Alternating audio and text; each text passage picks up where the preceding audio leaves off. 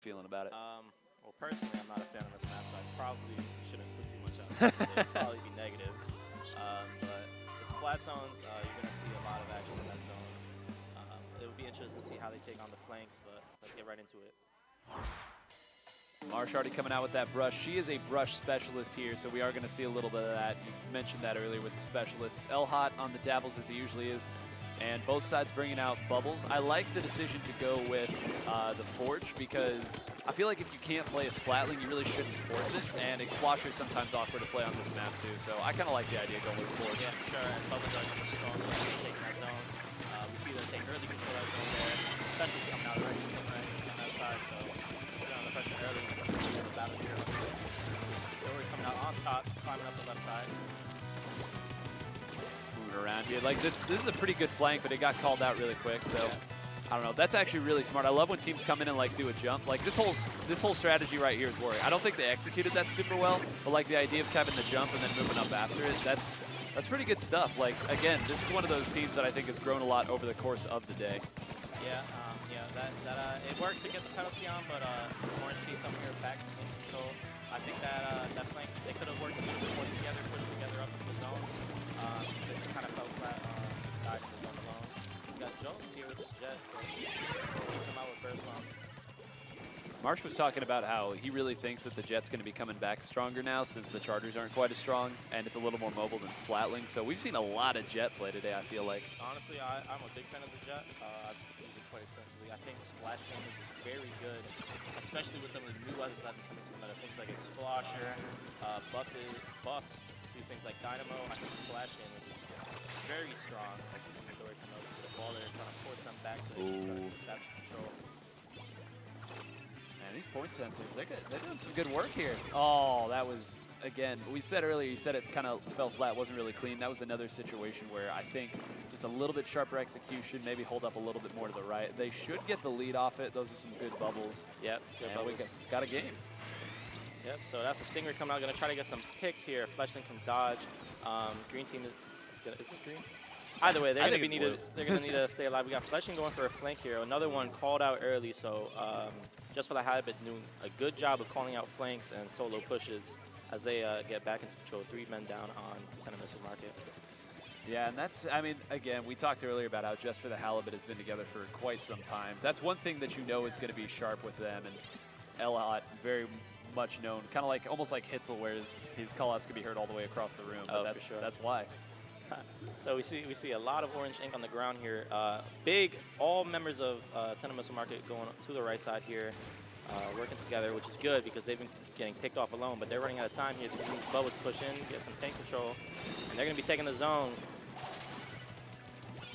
I was a little worried that those bubbles weren't going to get to the zone there, but they are running a double bubble comp, but it's like not one that you'd expect. It's roller plus splatling. That's not usually how you find 2 bubbles, but you know, it's working for them. Yeah, it's I mean, double bubble I think is very good, especially on a map like this where the bubbles have one entrance they get in the zone, and that's painted zone right there.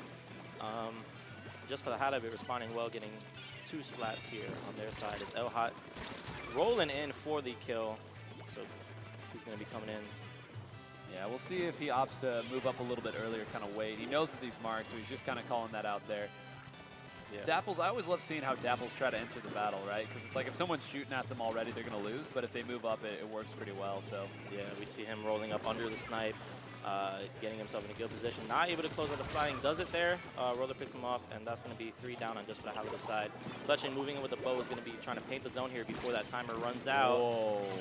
The opposing bubble shielding him, but they come out, get the zone. Going to be not a kill. Okay, that's surprising. Kind of a lucky break there for that jump, but let's see how Just for the Halibut comes through in this final minute.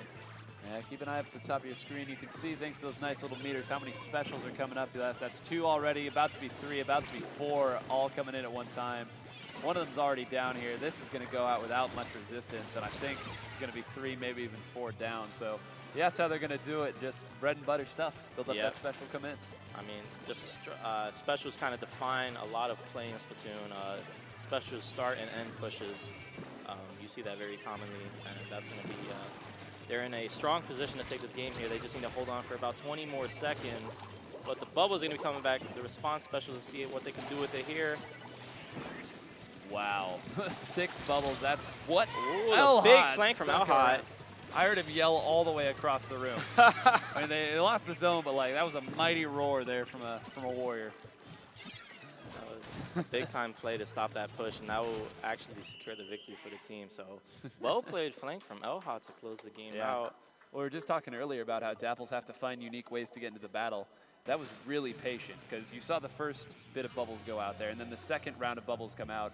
Not only was he able to not get caught in the crossfire, but he didn't bite early. And that's like, sometimes you'll see those really good flankers just wait and wait and wait and wait, and then pick the perfect moment. I think that's what that was. Yeah, so absolutely flanking, finding the right opportunities to enter into the fray, kind of get in the objective, get to where you need to be. Patience is key because, like we saw a couple times with Tentamissile Market, they had single players kind of isolated, pushing alone, and getting picked off, called out early.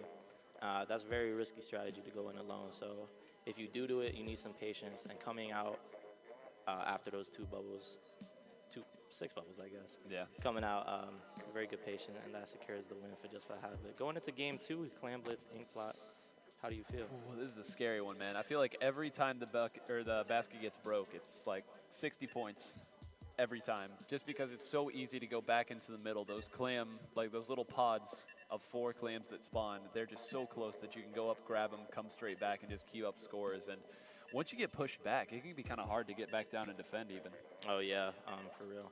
That you know, I think on this map more than some others, probably on Clan Blitz, you have to make your pushes big, because if you don't, you have a chance of getting wiped. The other team maintains control, and they can make their push a lot bigger than yours. Sounds kind of basic to say, but you really need to be patient with your pushes, gather clams, make sure you have the specials, the tools to get in and take control of that plat, even if it's just a short burst, getting all those points that you can. Very important here. I know that some teams will grab the clams and just kind of throw them on that front doorstep, even just assuming like they might grab them later, but they want them right there so that if they do break in, they can just go grab another 7 or 8 and then score as quickly as they can.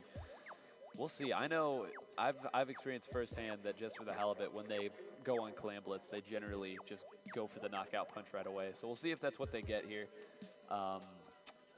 I don't know, Tentamissile Market, like you said, their frontliners were just getting a little bit isolated. I'd like to see either their frontliners pull it back a little bit, or maybe just go with a more aggressive like midliner that can kind of go up and assist, because they've been getting in a lot of rough situations right now. Yeah, that pairing up will be crucial in this game, especially maintaining mid and pushing onto the other team's side to score on that basket. So we're going to get right into it here. Game 2, Redemption Round 2. See all those clams dotting the map right now. Let's take a look at what we got here. So Clash Blaster jumping out right at you, and the Dynamo Roller coming out from Jolts. This is actually, I think this is Jolt's best weapon, actually. And we have an Ink Brush and an Octo Brush. So, all right. So I think we know the plan here. I think a lot of people know the plan here for those brushes. They're going to be moving around trying to collect as many clams as they can as fast as possible. A fast rushing attack on the basket. So like you said, just for the Halibut, going for quick, precise pushes. That looks like you were accurate on that assessment. Yeah, that's their MO, and I mean that's why Halibut goes with this too. He wants to allow the brushes to get up there, and then that's when he's going to shoot those Tentamissiles off to just kind of create that controlled chaos. But I do worry that they don't have a ton of range right here. And looking at this comp coming the other way, the 52, the Clash Blaster, going to have an easier time than other weapons at killing those brushes. So we'll see. Yep, we'll see. For sure. It's going to be tricky to pull off, but if they can pull it off, it can be very frustrating for the orange team here. We see Midori off in the corner, building up clams. They have good mid control, and they have 3 down on the other side. Midori waiting for a good opportunity to get up there. Jumps in. Let's see if they can score the clam. They do. Okay, yeah, pops the baller there. I like that decision. Going to just push Halibut back there. Try to set up another jump for him, but I think that maybe just a little bit too tentative in that situation there, not able to take out the other brush. Yeah, so we see only the Spotting alive on Orange's side here, trying to maintain mid control, which is a good decision. I'm glad that they fell back, because you do not want to lose the map after it pushed. That will just make your life hard, especially they only got 1 clam in. You would like to see them maintain some map control here. Yeah, that Pity Clam will be nice for him. And they do have a couple, well, I guess they only have 1 splashdown weapon, but I love it when teams get kind of creative with that splashdown and like fake a jump in with the Power Clam. but they're going to go with a more conventional push in so far. And man, poor Dog Joe. Ouch. It's absolutely pincered by a Booyah Bomb and a Inkjet. That will allow just for the Halibut to come in, get a push, and they're putting some clams. Another jump in with a power clam. That's going to be big points on the board. Down to 42, and only the Splatling alive. They have room to do a lot of damage here. And just look at all these clams that are just spawning as they're pushing through. Timmy might be able to get a couple more. Oh, look at that. Timmy just barely missing those clams. He actually kind of ran around him there. So 33 looks like it's going to end there. L-Hot's not going to be able to get there in time, but I mean, that's what we talked about, man. It's like the big push that you have to be able to have here. 33, that's more what we're looking for. Yeah, absolutely. So that is very good for just for the Halibut. They're going to try to keep that momentum going as there are 2 down again on Tentamissile Market's side. So that is going to be a lot of mid-control for just for the Halibut. Dog Joke doing his best to try and paint, maybe help his teammates, but they're looking, they're not looking to have much control here. 3 of them push back onto their side of the map. Yeah, that's kind of a fun jump back there. But, like, you know, that situation right there is what we've been talking about with Tentamissile Market, where by the time the backliner is shooting forward to try to paint for the frontliners are already dead. So there's a little bit of a disconnect there that kind of needs to get addressed right now if they're going to turn this around. Potentially just need to be a little bit more aggressive. But again, it's tricky with these brushes. They're able to camp out, and with these brushes, you know, they have all this paint control. That allows them to just sit around, wait for the enemy to come to them, and ambush them with so got all 4. So big missiles here from L-Hot. You know they're going to try to take advantage of that. Missiles can create so much movement on the other side and just allow the purple team here to get into good position. But actually trading blows here, 2 down on just for the Halibut side. This looks like a 2v2. They're kind of just trading specials right now. Big fight for mid. No team is really getting either way, but these bubbles coming out. Let's see if they're able to push through those. This could be a big break for Orange team. It could. L-Hot's been holding this the entire time, and people have continued to throw themselves at L-Hot. One finally gets through Midori there with a good punish. Needed to get Marsh. That's the second time that they've been engaged in a 1v1 that hasn't really gone their way, but that's going to be another dunk in here for Timmy. Going to follow it up with a splashdown as well, and I mean, that was, what, 3 specials going in there to make that play happen, and that's... this is just coordination right now. That's what we're seeing. We're seeing a battle of different levels of coordination. Fast and furious specials coming in from the Halibut. You know, following up their clams with specials to keep the pressure on, stay alive, and they are just getting so many points off the board here. Even you see a couple here on the play. Marsh collecting them. She can win it. Yep, she does absolutely throw those clams in. So just relentless attack from just for the Halibut, doing a great job staying alive and extending their pushes. And not losing mid. They did not seem to really lose mid past the beginning of the game with Tentamissile's first push. So expertly done here with Marsh getting. Was that 18? I believe so. That was a lot. That brush excelling here. I love to see it. Not a weapon you see just dominate a game like that too often. So yeah, I mean, that's what you said, specialists, and Marsh pretty exclusively with the brushes there making that play happen.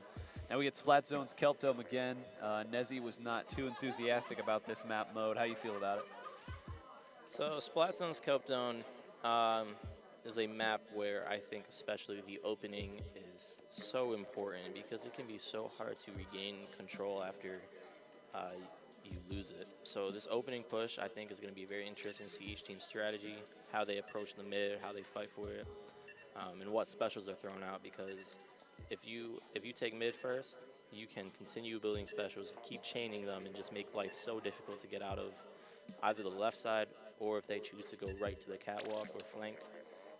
It can be very difficult to push back in, and it's going to take a lot of coordination for whichever team loses the opening push to get out. Is this a map that you would consider running opening Gambit on, just for that reason? So honestly, I'm not too sure what opening Gambit, just how much it offers. Mm-hmm. I think it's a idea you can play with for sure, because that opening is very important. I've seen opening Gambit used on maps where you want to win that push, that first push. So, I mean, it's an interesting idea for sure. I'm not too educated on opening Gambit because I've never used it personally. Yeah, it keeps getting buffed, and people still aren't quite sure. Like, I think it's been buffed 2 or 3 times in Splatoon 2, so we'll see if it comes up here.